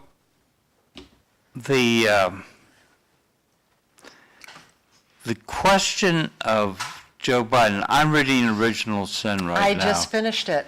And it just does not make me happy. No, it's super disappointing and alarming. I knew it. You could see. But you like to think you suspend your disbelief, and I'm okay. It's okay for me to suspend my disbelief. A, I don't cover national politics. Excuse me. But secondly, you don't want that. So that's that disconnect that people do. I've fallen off my bike, so when he fell off his bike, that wasn't like a big, I didn't think that was a big deal given his age. But some of the other ticks and tells were obvious, and I'm just surprised that persisted for so long. And that debate, I couldn't watch it. I had to turn it off. I thought, this is like elder abuse. There is no value in watching this implosion. I mean, there is political value, but personally, I knew it was over. Well, Today is the anniversary of Bill Biden's death, and I think that had an impact on Joe. Oh, is that right? Yeah. Oh. 2015. Yeah, they were very close. Interesting. Yeah, it's sad. I mean, I think it looks like, that's why I made the joke Yeah. about the auto pen. Because it looks like, a lot of work was being done by his acolytes. And that's not cool. They're not elected. I But it's don't- not like we haven't had that before. It's just, I just don't think that I always felt that we were more evolved, that was impossible, that could happen. You know, that we had this really energetic post-Vietnam War press corps that's going to root out the corruption and malfeasance and, Yeah. cover-ups, and they didn't. Bottom line, they didn't do their job. And the 25th Amendment didn't work. I think this is going to be, I'm glad you mentioned that, because I think this is going to be a big challenge for Pete Buttigieg. Yeah. Jennifer Granholm can't run for president because was a Canadian citizen. She might have dual citizen. I love that photo. Just backing up the bus here, this is the governor. Yeah, that is sweet. It's not a gripping grin. Dominic Lace had a bunch of pictures in. Thank you, Dominic. Thank you guys. Yeah. So I think the Democrats have to come clean on that because it's going to dog them. If Pete Buttigieg thinks he's going to run for president, I guarantee, as a member of the cabinet, that he didn't do his due diligence. They're all afraid to lose their jobs, but. Glenn Reynolds, the Insta pundit, likes to say that the problem with Pete Buttigieg is he was doing such a bad job that people knew who the Secretary of Transportation was. This is why I come on the show. You know the Insta pundit. I do, from you, yes. Oh, okay. Yep. All right. So one solution to the failure of the 25th Amendment is to challenge laws that were signed by the president During his tenure? during his tenure. Yeah, that's an interesting, Now, a lot of unplowed ground here. Now, most of those laws were signed while Congress was in session. There might be a few that would fall into the pocket veto, which is where the president doesn't sign it, and I think it's 14 days later if Congress is not in session, Right. the bill dies. Just backing the bus up a little bit, Cliff. This is Senate House Speaker Karen Spilka, right? Spilka. Spilka. Thank you. Nice picture. Oh, you took your hat. Yes. Love that hat. Yeah, that chamber is particularly vibrant and rich. It's great for photographs. Oh, do you have a picture of the sacred cod?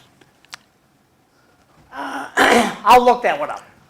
I just love the fact that we have a sacred cod. Yeah. But if the, I would assume it would follow the Department of Justice, but maybe Department of State, challenges some laws, maybe some pardons, and say these signatures weren't valid. In the case of the laws, I would think that they're not valid. Who cares? The law passed because the president didn't veto them. Right. There are two separate issues here. One is, was the signature auto pen, which calls into the question whether or not it was validly signed at all. Right. The second is, what is the requirement for enacting law? Do you have to be compos mentis, like you have to be in order to enter into a contract or sign a will? will, And what is the standard for how high your level of cognition has to be? So both questions have to be addressed. So even if he put pen to paper, if he wasn't mentally competent, is it valid? Right. Well, there's more to, it's like Market Basket. There's more to this story. These are the, I was really disappointed in both Jake Tapper and Alex Thompson, whose reporting I've read. I'm not a fan of watching news shows. Yeah. But I have read, is it Axios or Politico? He was Axios. Axios. I've read their reporting, I've read Politico, but, they occasionally mention stuff like Biden falling off his bike, but it was incidental. Yep. That's not reporting. That's not, it's a fact, but it's not reporting. It's not knitting. I think my job as a reporter is not just to state the facts. I mean, I can do that, they're just like they're plug-and-play pictures, what we call grip and grin. There are also stories that go a little deeper, a picture that tells a better story. Same thing with reporting, is that I can tell the factual narrative, like a budget story. Sure. But they had a higher duty to tell the underneath story and connect the dots, and they didn't do that. And- To make the logical inferences and to ferret out the facts that support those logical inferences. Right, and they didn't do that. And I get it that they probably didn't do it, and neither did the political class. It wasn't just the media class, it was the Democratic political class, unfortunately. To be So- fair, the pundits on the internet were doing this Yeah, because you no have- one was paying attention. Right, but they're all considered fringe, Jane- because of the bubble. But the conspiracy theorists are right now beating the conventional people's clock. Yeah, I mean, this is, But Pierre, what's her name? Corinne Jean-Pierre? Jean? oh, yeah, she Yeah. was horrible. She kept telling us Yeah. that it was all cheap fakes. Yeah, I mean, she is the cutest little thing, but she was lying to me. yeah, that was, they talk about that in the book, and how artfully they frame their PR. It's really quite, it's a dark art, but it's still an Yeah. art. I got to barge in here with a couple of announcements. Corey Robinson's having a party tomorrow. Actually, tonight. Corey Robinson at the Don Polsky Club that's over in Centerville, from 5:30 to 9:30 p.m. That's Corey Robinson's party. And then one more tomorrow, Saturday, May 31st, is the last Memorial Day commemoration of the year. It's going to be tomorrow from 12 to 3 at JFK Plaza, 375 Central Street. So be there or be square, that's tomorrow. And back to you, Cliff. And I didn't see this live, but I found this note. Apparently, some guy went on Jesse Waters, David Sachs, and he says that Elizabeth Warren was actually running the show. Teddy mentioned the same thing, but I can't see that. I honestly can't see that. I don't either, but it's part of the, now we have conspiracy theories. Well, yeah, and I do believe, and I have no proof, and, I can do this because I don't report on national news, but I do think it was Jill. I think Jill Biden orchestrated in the same way that Nancy Reagan orchestrated. Woodrow Wilson's wife, Edith. What was her name? Edith? Yeah. I think this makes more sense to me. Yeah. I'm not, just because it makes sense to me doesn't make it right. But I think that's what happened. was it David Hogg or someone? I saw someone the other day saying that Jill Biden's chief of staff was really, Well, they call them the Politburo. There are like 5 people both on her staff, her chief of staff, who I guess Yeah. first ladies don't normally have chief of staffs, but she had one, which to me was a red flag right there. Whatever the term is, it's not traditional. And not that you can't break tradition, we're breaking tradition every day, it seems, in this country lately, but it seemed unusual, why? Politburo is a good term, because Not in a it's democracy. sort of Oh, you mean in terms of what was act. going on. Yeah. One of these is giving some static, so. sorry. Not your fault. That light was flashing on it, and so I powered it I'm down. good. I'm just doing some microphone adjustments. Little housekeeping? Oh, you Somebody's have giving another static. challenge I gotta coin. figure Or out- Can I see maybe that? I should No, stop this is playing a with this pin. thing here. Oh, okay. That, So this I was got- all part of what they handed out? Oh, That's yeah. really nice. Lots of goodies. I got to tell you, I've been very impressed. I am alarmed by President Trump's cuts to the VA, because I visited, my dad went to Roxbury, he went to Jamaica Plain, he went to Dallas, Fort Worth. Well, he went to the Dallas Yeah. one, which was like a mall. I mean, that place was Yeah. huge. Fort Worth, which was gorgeous. Detroit, which was brand new, thanks to Rep. Dingell, John Dingell, who was a vet. It had a church in its lobby, like a church in the lobby. Not a full-size church, but a chapel, which gives you a sense of the scale. And then, of course, there's the one here in Lowell, which is not as nice, but it's very efficient. It's very, Yeah. and I worry about the care if these cuts go, well, they're going through. It's, they're cutting all that, because he really was, most people who end up in the hospital obviously don't Yeah. want to be there, but he loved it because they called him sir, and they were very deferential and respectful, and he liked all the reminders of his service, and the guys would talk to him, guys and gals, about their service. Okay, what do you have? Well, That's the auto pen, yeah, that's, it's gonna get wild. yeah, well, I agree. And we deserve these answers, because that's not appropriate, that's not what we voted for. I We want- didn't vote for an auto pen. I want an addendum to John's announcements. For those that are looking for the demonstration about auditing the State House that Jeff Cooner's going to do, they haven't announced the Oh, the reschedule? reschedule. Okay. So, Now Melody's gonna be up. Well-deserved flowers, you look dapper as usual. Congratulations, flowers on a oh, what? That was on his, I'm board Flowers. last week. Oh, gotcha, Flowers, which comes from Clifton Clowers okay. on Oh, fine. Wolverton Mountain. Falling up the stairs was tough to watch, or walking on the beach was, I was like, what is going on there? Sometimes I tell my kids, never, don't hold the railing, up or down. Last one? I have fallen up the stairs, just because I'm moving too fast or taking two at a time. President Obama bears some responsibility for lying to the American people. Oh, well, if you mean by nobody spoke out, even including a former president who has tons of, I think, community goodwill. I mean, people might not like him, but I think he had a scandal-free presidency. There were no wild things that happened. Yeah, I think they were all negligent. This whole thing is if you see something, say something, and nobody said diddly squat. No? Nope, nobody, everything's fine here. And I think we all could see it. Even if we couldn't identify what was going on, we knew something wasn't adding up. But And- there is no movement afoot in Washington to No. prevent this from happening again.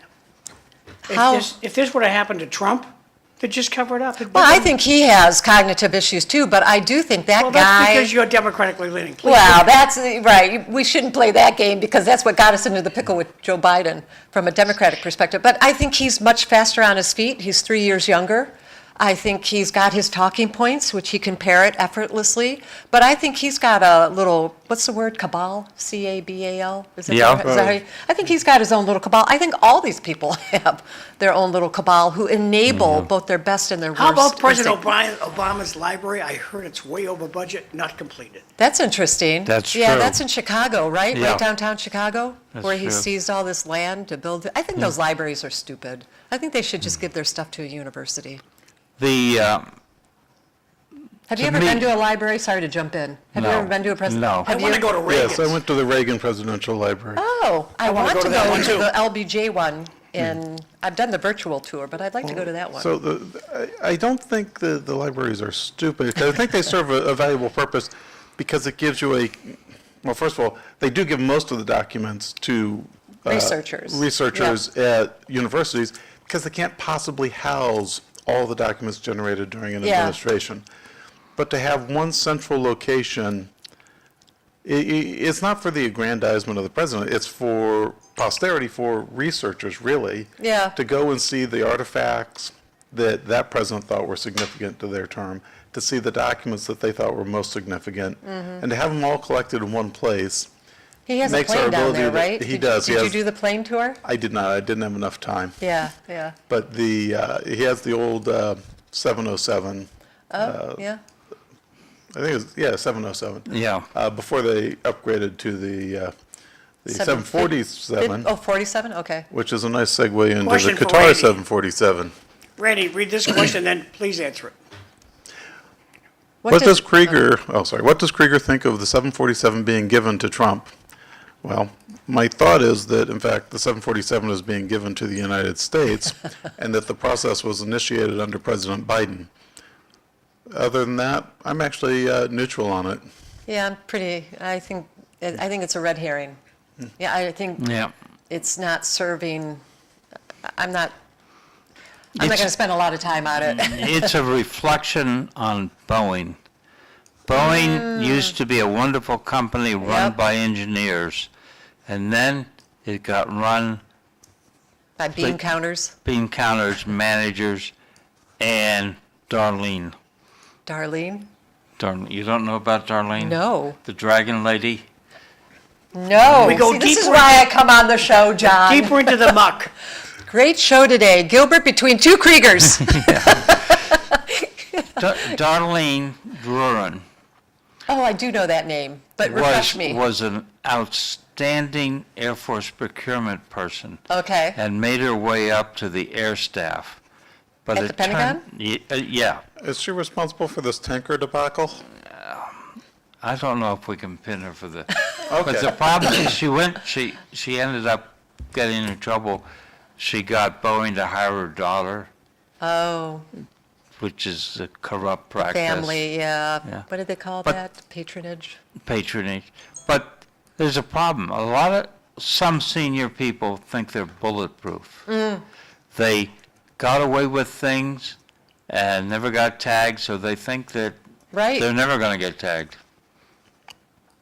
But my brother John gives a briefing on corrupt officials like Fat Leonard and the Dragon Lady. Okay. But she Now I is see what part you're of the talking about. slideshow. Yeah.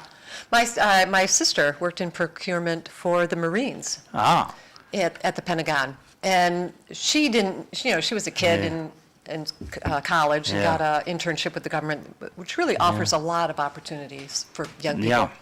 And she said she didn't really know, all the invoices came through her department.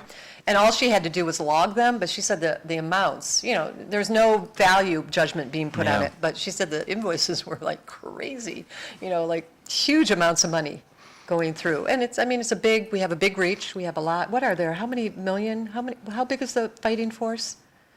well, it's over 1 million. Yeah, right. The Army is bigger than GM. At one point, GM was bigger than the military. On Monday City Life, we're going to have Cliff will be here, Eileen will be here, Drew Neckenberg will be here. Now, he's usually Zooms. Mike Smith should be back. He was on vacation last week in Florida. And I got to be in touch with Tara Hung to come to the show. Oh, well, when you get Tara Hung on the show, you're going to have the big news, as I hear, the scuttlebutt. You guys probably already know this. I'm the last to know, even though I'm a reporter. Tell me. But $30 million over budget. The basement in the high school Yeah? and the delayed schedule, $30 million. That's what is going to come before the council on June 24th. Wonderful. I think they estimated The 10. city gave us back $2 million. Yeah, when I learned that, it's not information, it's gossip, because I Yeah. don't have, but it's from a person within the school district. When I learned that, I felt like that made city manager Tom Golden's tight-fistedness make more sense. He's punishing you guys. That's just my personal take. I was in Air Force procurement. I was in research and development for weapons. Oh, wow. And, Oh, I did know that, because I read your bio that Martha said. yeah. And I had a chance to volunteer to go back to Southeast Asia, and I thought it was safer. So I went back to flying combat. I saw that. You Yeah. were there for a couple years, weren't you? No, about a year and a half. Year and a half, okay. Yeah. Okay. That reminds me of a neighbor of mine who was working diplomatic security for State Department and was on Condoleezza Rice's detail. And when Barack Really? Obama won and Hillary Clinton was coming in, he was given the choice of going to Afghanistan or protecting Hillary Clinton. Oh, so I picked Hillary Clinton, or? He picked Afghanistan. You're kidding. Oh, my goodness. I like Condoleezza Rice. I really. She was apparently the nicest I have person. met. I've met her. I was in the hallway in the Pentagon, and she was an intern in the office next to me. And An intern. And I asked her. I stopped and I asked her a question relating to her field, asking how she thought the Kremlin viewed something. She gave me a very good answer. And by the way, she was the best dressed woman in the Pentagon. Oh, interesting. Day after day, I love she this sort of presented herself. background, people. Parting, we're going to be 30 seconds, you guys. Okay, 30 seconds. What was your last comment, John? Can you throw that up again? Great show today. They're going to pave Fairmount Street next year, 2026. And Oh, well, thank you, viewer. Hey, guys, what happened to the festival, the Fiesta Carnival? It's not on the South Common. And then I drove up to Cross Point. It's not there either. Did they go back to Regatta Field? no, I guess it got, there was Rumor is they got no permit from the permit givers from the park department. Because of a delay of game, or because they came before you guys in March? Yeah, we You know our approved them. government, they don't take questions. I emailed the company because I thought I was going to come down and get some pictures as a centerpiece, and there was no carnival. I thought, okay, no problem, they're at Cross Point. Oh, we're being So kicked long, out. folks. Till next time. Thanks. Thanks for watching. See you tomorrow. I'll see you next time.